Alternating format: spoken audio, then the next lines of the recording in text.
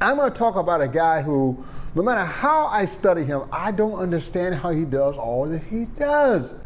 I have an idea, though. You see, he was born Terence Oliver Blanchard in New Orleans in 1962.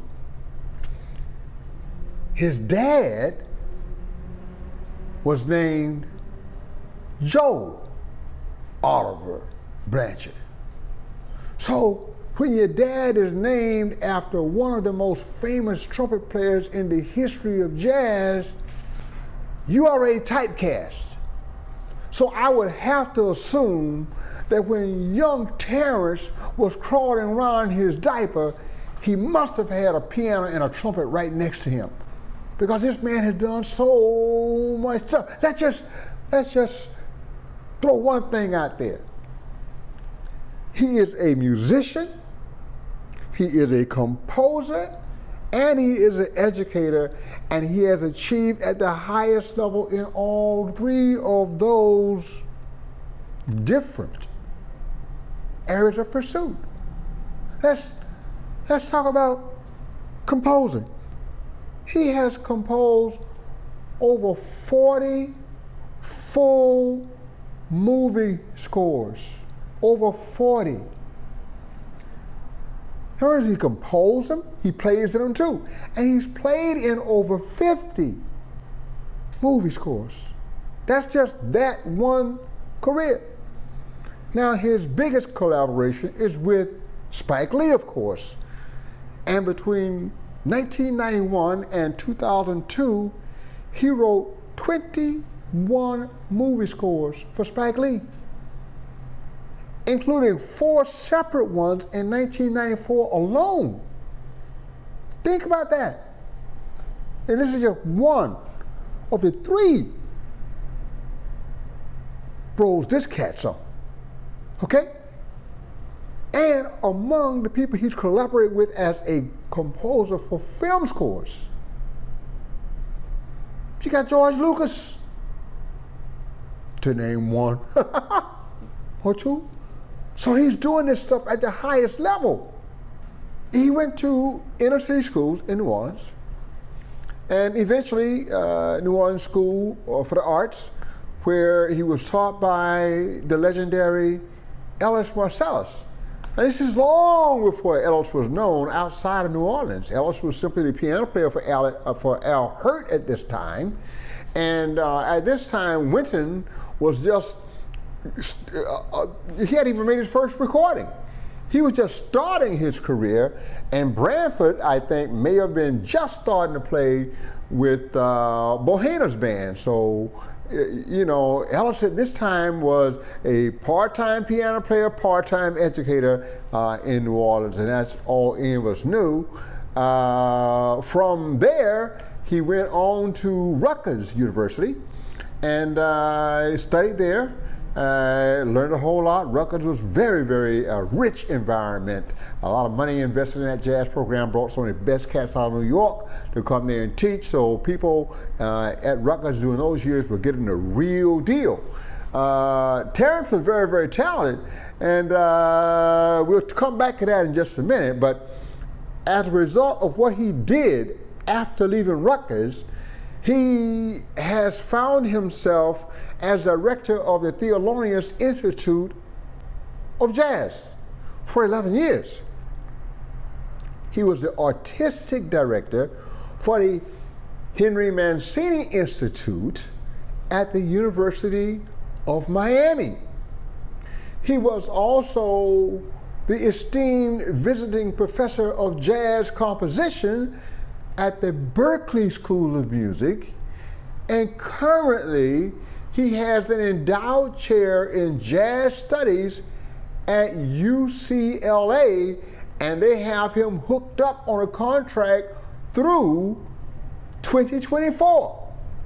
So he's also an educator at the very highest level, and he takes it serious. And that doesn't even start to mention all the clinics and workshops and things he does around the world. Now, let's go back to Rutgers. He's 18 years old, he's at Rutgers, he's learning all of this stuff, and he gets a call from Lionel Hampton. What's the guy to do? You get on the road with Lionel Hampton. And that's what he did at 18. And shortly after, the word got around, man, here's this cat that's playing this trumpet, man. And before you know it, he's playing with the Jazz Messengers,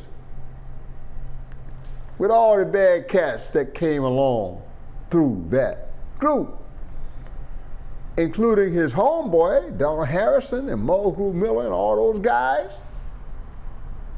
And he's doing that, still trying to pursue his education, but he's playing and touring and schooling and doing all that at the same time. By 1986, he and Harrison leave the Messengers and they start the Harrison Blanchard Quintet, or the Blanchard Harrison Quintet.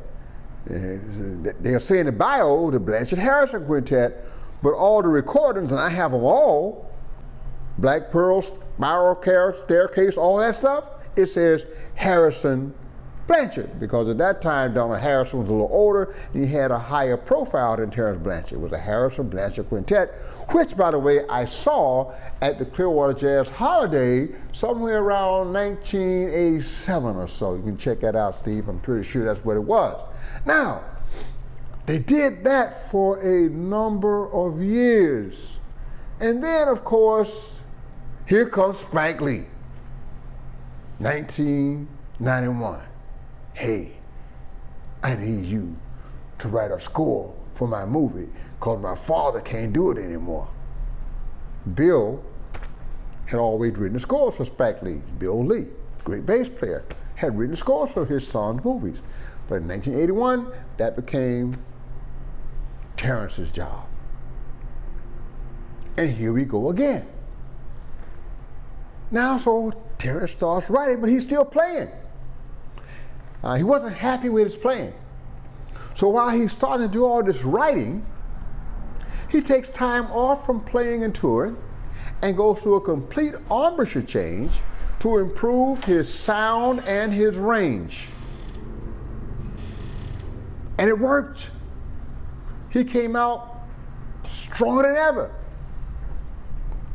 His band is killing. He started his own band and continued to have his own band, mostly a quintet. And he does every kind of music there is, from funk to straight ahead jazz, to experimental jazz, to electronic jazz, to you name it, he did it. I was just listening to his album Magnetic just yesterday, and it is just as fresh as it was 20 years ago. So Terence is just one of those bad, bad cats. Did I tell you that he continued to write, not just for movies, but for television as well? Somewhere around 2005, 2006, I think, you had the great tragedy that befell New Orleans, Hurricane Katrina. During that, a lot of people lost their lives. And his mother lost her home. A film was made where Terence and his mother are touring their old neighborhood, the place where he grew up, and they visit what is left of her home, and it definitely will never be her home again. And he writes, "When the levees broke," a tale, and it's like showing the disparity in treatment of people of color in the larger society in these periods of great tragedy. He actually won a Grammy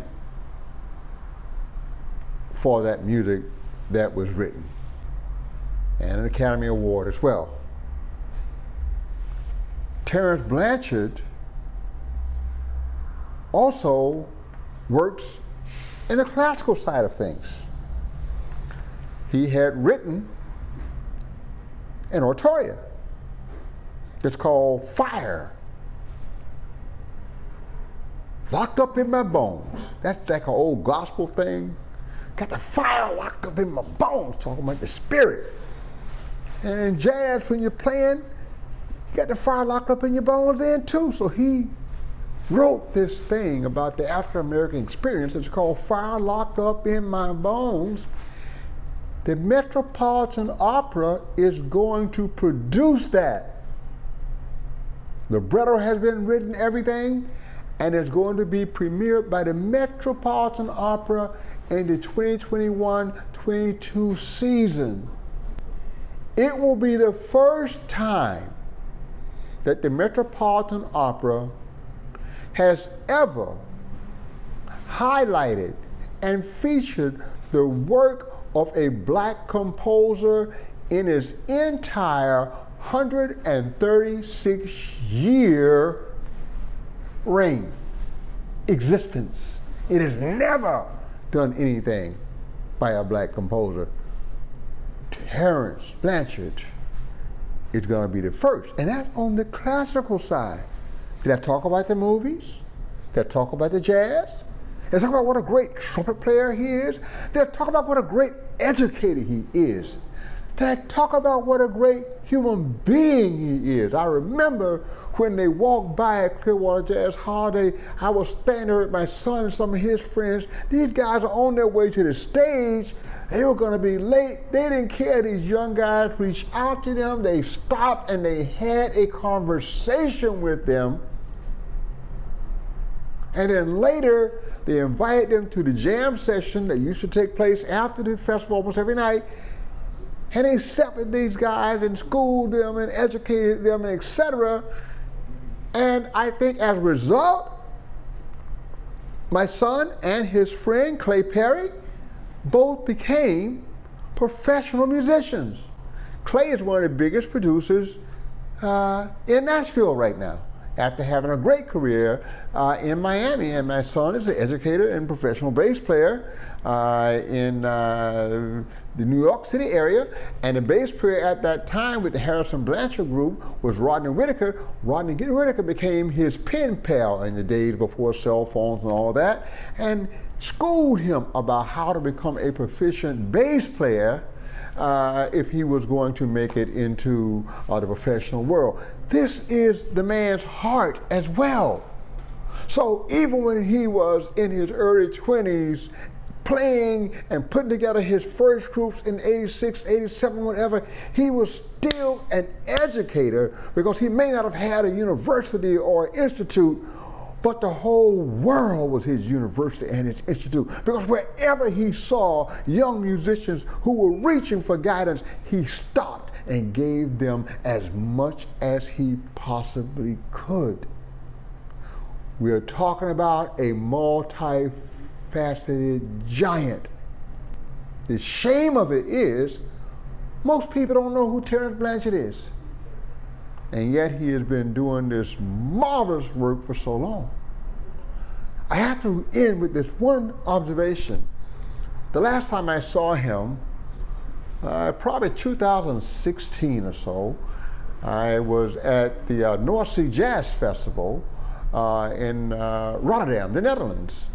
And he was playing. And I walked in the middle of a concert.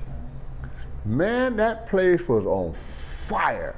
People were standing up, enthused, cheering. He was playing the electronic stuff he was doing.